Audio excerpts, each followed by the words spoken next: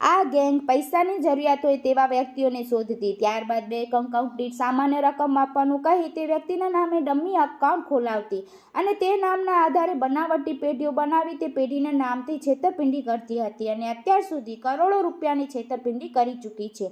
આ તો જ્યારે એલસીબીની ટીમે બાતમીના આધારે એલએસ બ્રિજ વિસ્તારમાંથી ચિરાગ કડિયા નામના યુવકને એક્ટિવા સાથે પકડ્યો અને તલાશી લીધી ત્યારે એક્ટિવામાંથી સિમ કાર્ડનું પેકેટ, બેંક એકાઉન્ટનું સ્ટેટમેન્ટ અને ચેકબુક મળી ત્યારે આ સમગ્ર રેકેટનો પર્દાફાશ થયો. આ આરોપીઓએ ચિરાગને નોકરી રાખી મકાન પણ આપ્યું હતું અને ગાડી પણ આપી હતી. ચિરાગ જરૂરિયાતમંદ લોકોને શોધી તેમને એક બેંક એકાઉન્ટ દીઠ 10,000 રૂપિયા આપવાનું કહી તે વ્યક્તિના નામે ડમી એકાઉન્ટ ખોલાવી તમામ એકાઉન્ટ સાયબર ફ્રોડ માટે દેશના અલગ અલગ રાજ્યોમાં મોકલવાનું કામ કરતો હતો. આ માટે તેણે કુલ 7 બોગસ પેઢીઓ બનાવી હતી. ત્યારે આખરે પોલીસે આરોપી સ્નેહલ ઉર્ફે પિન્ટુ સોલંકી, ચિરાગ કડિયા, ગોપાલ પ્રજાપતિ અને મુકેશ દયાની અટકાયત કરી chequebook, debit card, sim card અને QR જપ્ત કર્યા છે.